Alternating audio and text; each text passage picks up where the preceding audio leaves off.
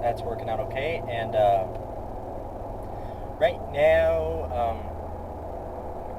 so with the Las Vegas shooter, which I'm sure you all have heard about by now, had a bunch of ARs and AKs.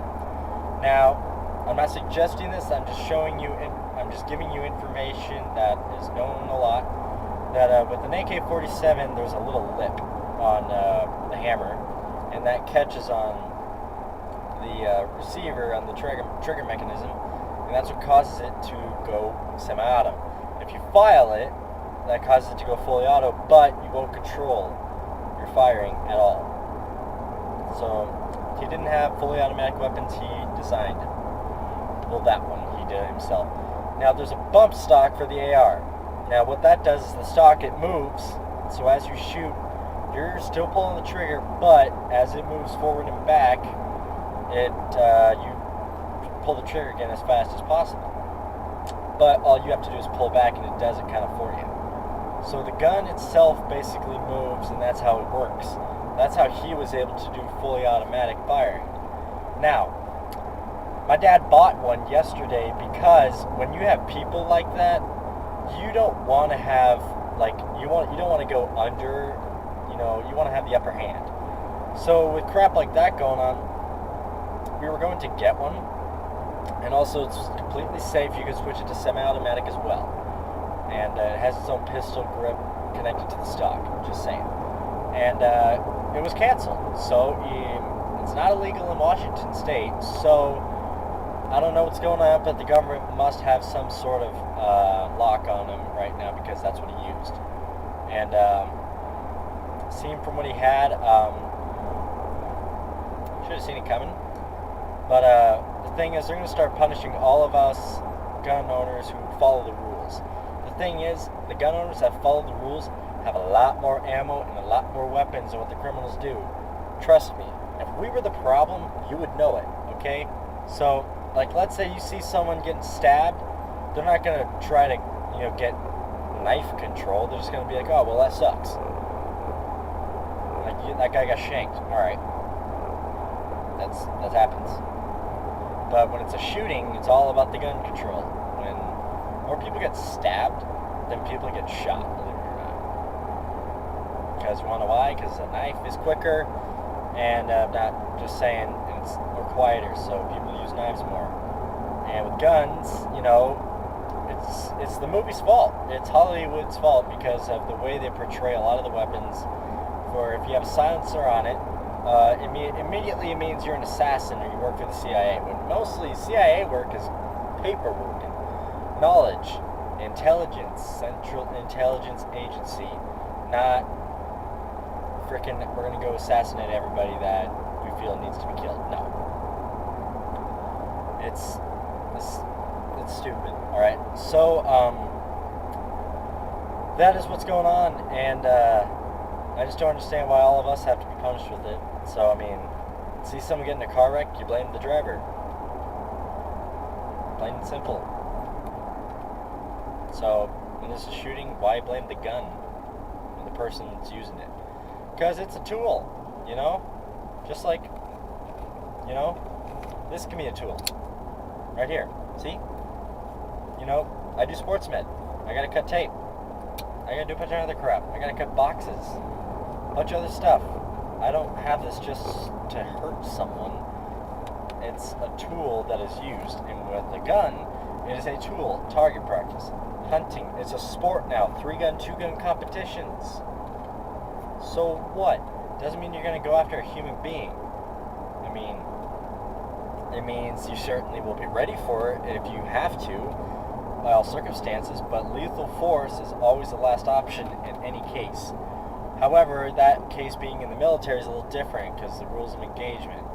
Yes, we don't want any liable civilians being killed and all that bull crap, but when you see them over there and you need to get permission to take the hill, sorry. It's a little ridiculous. You gotta do what you have to do. So that's a little different than on civilian use. If someone shoots at you, you don't go, hey, rules of engagement, bro. You can't do that. No. What you're going to do is you're going to pull your goddamn gun out and you're going to defend your property. And so that's what a lot of us rule-abiding gun owners do. It's a sport, it's a hobby, and it's self-defense. And it's one of the most important rights we have, other than freedom of speech. You know, the fact that we can have weapons that are similar, the only thing is the action of trigger, which it's a pretty good thing, you know. But I'm not saying we should repeal the NFA, but I think you should have a permit for an automatic, because when you got, you know, let's say, this is hypothetically, but let's say government or terrorists came at you with a fully automatic AK-47, and you're sitting here with just a semi-automatic rifle, and what do? Nothing. You can't. You just sit here and you just go pop, pop, pop, pop, but he's got a mag in you already before you even blink. So, yeah, I know automatics are not that accurate, but still, you can spray a lot, as you can see from the Vegas shooting.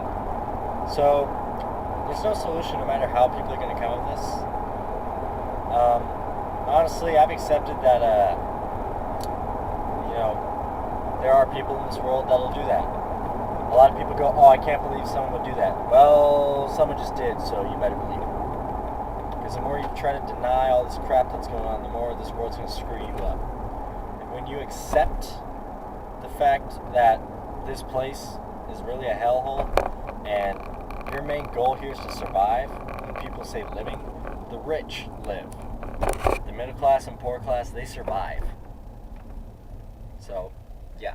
Unless you're smart with your money, which we'll get into that later. My economics teacher has said a couple things that I think would be good to know for a couple other people. One thing's called an index fund. Look it up, do it.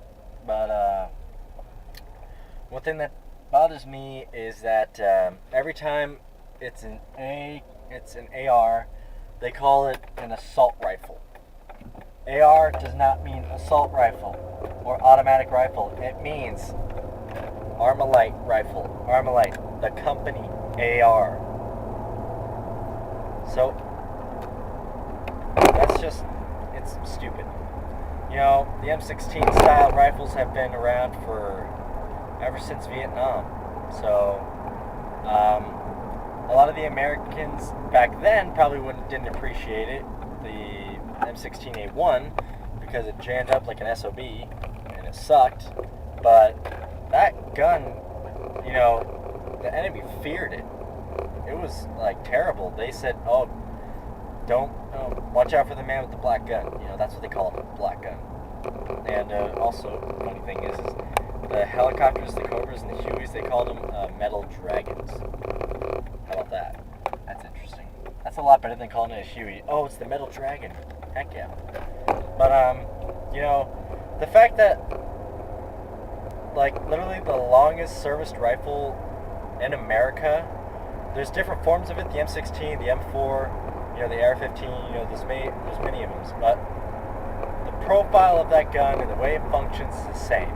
However, there is the HK-416, which is a piston rifle. Also, the M27 is also a piston. That's actually, believe it or not, it's better. So, for the M16, all the AR rifles, they have what they call a direct gas impingement, which means the gas tube goes all the way to the back of the bolt, or the front of the bolt, and it blows it back. Now, with the piston, the piston itself is connected to the bolt itself, like an AK basically. And so the bolt goes back and it fires, but there's hardly any gas and stuff coming into the receiver, which keeps it clean and makes it more reliable. I'm all for that, but you know, that's basically like the marriage of an AK and an M16 right there. There's the piston AR system, and it's great. But you know, the fact that we are shaming one of America's most favorite guns, practically America's Lego for guns, because I mean, you can do anything to that gun. I mean, I've put stuff on mine. I put stuff on my AK too. I put a new stock and a pistol grip on it. Easy. So that's just a lot to think about. It's a lot to concern me. honestly. And also, one thing that ticks me off is when people disrespect the military, such as today I had an incident.